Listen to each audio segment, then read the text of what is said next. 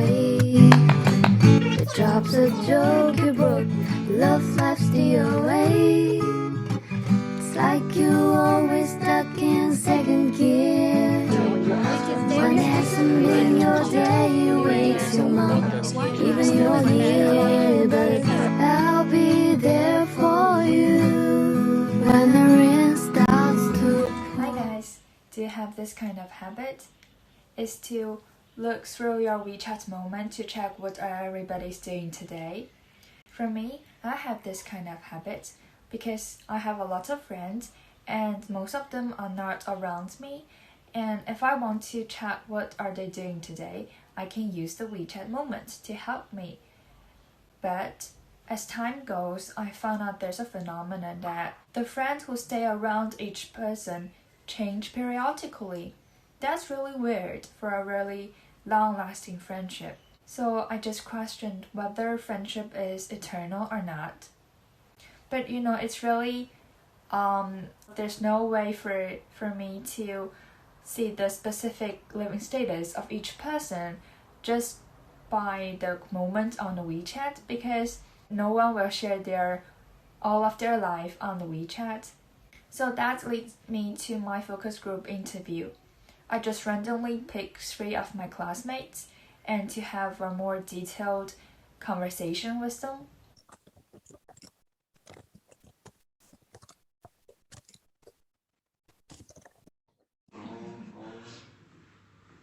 I'll go, I guess. Yeah. Let's see. Who's my best friend? I guess. I guess my best friend really kind of changes from time to time. Maybe the person who have the same classes as you. But I mean, the best friend should be the person who didn't base on the interest relationships with you, and also never lies to you. So after my focus group interview, I figured out that friendship somehow influences people, and the criteria for friendship also changes.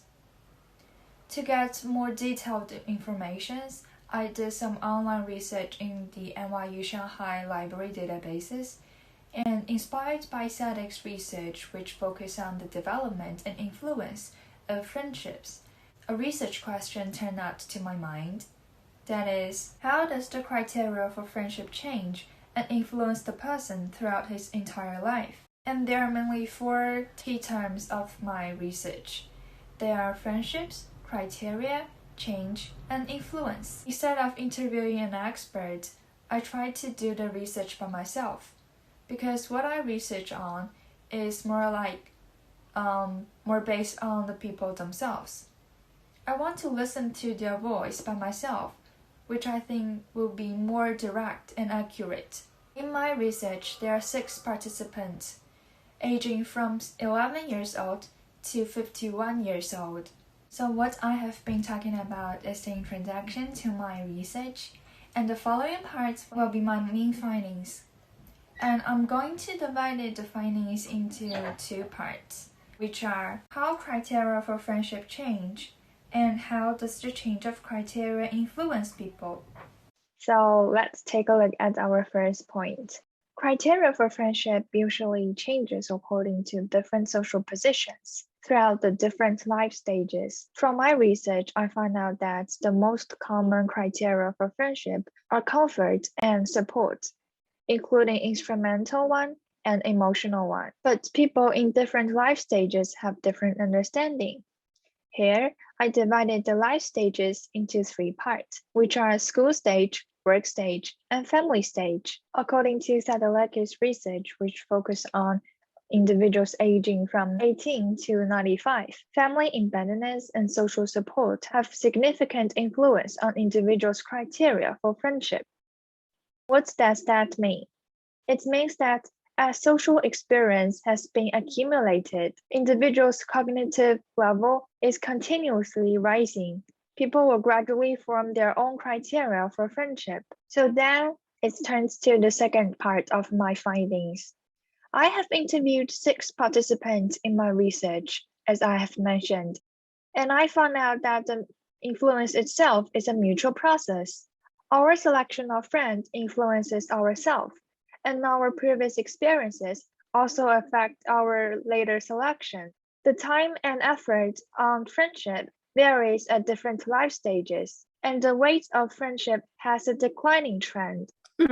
Actually, during the 20th to 30th, we are so busy with our maybe our family. Maybe we married, so we didn't keep in touch very often. So when I was 20th, and I tried to maintain this friendship and try to make them to be my close friend or to casual friend, my close friend. But actually, I found it's very tired of me to do that. I would feel very tired. So when these years, and I don't want to do that to try to make my efforts to maintain this relationship. I just want to be myself, to do what I want to do. So what's the point of feeling tired to maintain friendship between with those people? To maintain the friendship need a lot of times. So I prefer to use my time to focus on my family time, on my family. That's what I always say. What I want to do is focus on my family life. As I have mentioned, I divided the life stage into 3 stages. So let's take a look at the third stage, which is the school stage. At this stage, according to my participants, friendship really weighs a lot to her life because at that time, people didn't experience a lot. Children usually make friends with all, and they do not have a very clear criteria for friendship. And when it comes to the second stage, which is also called the work stage, people will gradually figure out that some friendship are not the friendship that they want. That's exactly the ambivalent friends mentioned in our course material. People tend to realize that what kind of friendship they really want and what kind of people they want to become. And when it comes to the third stage, which is also called the family stage, people have to balance work and family, and usually friendship will weigh less compared with the moment at the first stage. Individuals will have a final version of their criteria for friendship, and they will have a coterie. So what is coterie? Let's listen to Alvin's word. How does your previous experience influence your selection of friends in your later life, as you have mentioned before?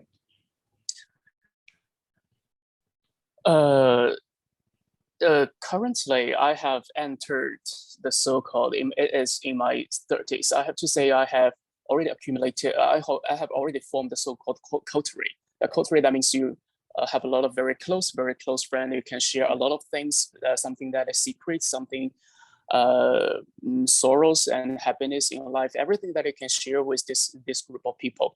But currently, I have to say that I will not say that I want some friends more. And just as I have mentioned before, I adopted so-called let there be policy. So I will not purposefully to find a friend in my current stage. Yeah. To summarize Alvin's words, coterie means a selective or exclusive circle in a society. It is a concept which is quite similar to the close friend category in the Denver circle. And according to Bueller's paper, which focuses on the process of friendship, coterie is almost completed when individuals enter their mid-adulthood. And mid-adulthood, which is around 30 years old, that's exactly the moment when people are entering the second stage and the third stage. After forming a coterie, people tend to get stronger support from their friends, and that's the outcome of the change of criteria. Thank you for your presentation, Eileen. I really like your research, and I want to invite you to do a small interview with us. Are you available right now? Thank you for your appreciations. And before I did this research, I simply think that friendship is the treasure of all of us. So I just want to do some research on that. And I hope my research can help you understand your friendship more clearly. It is my pleasure to be your interviewees. Thank you for your participation, Elaine. So the first question might be, if you use some short sentence to summarize your research, what will you use? If I need to use 3 statements to summarize my research, I think maybe I will use 3 sentences. So the first conclusion is that criteria for friendship usually changes as the transitions of different life stages. And the main factor of that is the social positions. Because during that transitions, we learn more and know more. And my second conclusion is that the more personalized criteria for friendship will help us shape our coterie. And the third conclusion is that our selection of friends will influence ourselves, and our previous experiences will influence our later selections. So it is a kind of mutual process. And I also figured out that the weight of friendship in different life stages really varies, and it shows a declining trend. It seems that people pay less effort on maintaining or keeping friendships when they have their families and stable works. Thank you for your summary, Elaine. So, do you have any suggestions or takeaways for our audience after you did your research? So, talking about my takeaways, I may share 2 suggestions with you when you encounter with different people or making friends with different people. So the first one is, you must remember to be yourself all the time, no matter what kind of friendship you're encounter with. Just remember to be yourself, because the ultimate goal of your whole life is to make yourself better. So remember to be yourself all the time. And the second suggestion is, never put labels on others, because that may influence or affect your judgment. Thank you for your suggestions, Elaine. And do you want to add anything to your research presentations? I think that, friendship, this kind of area is kind of like, its history is really short. So the database of friendship itself is not that abundant.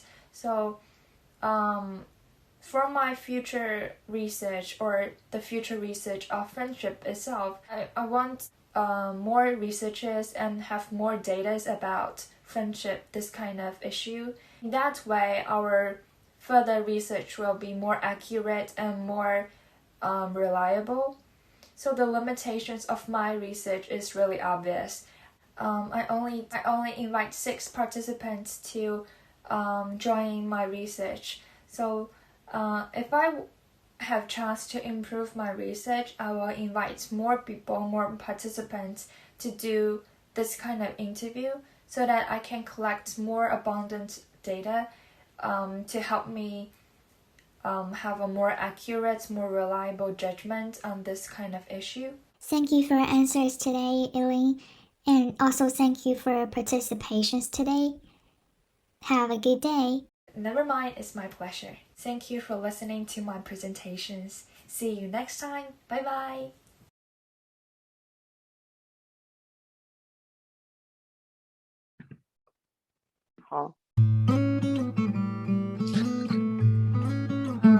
First of all, before we get started, I would like to ask for your permission.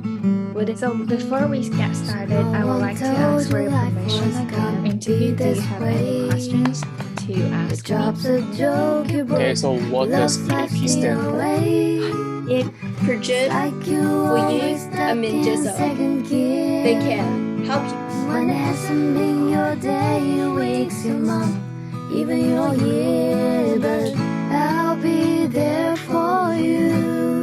When the rain starts to pour, I'll be there for you.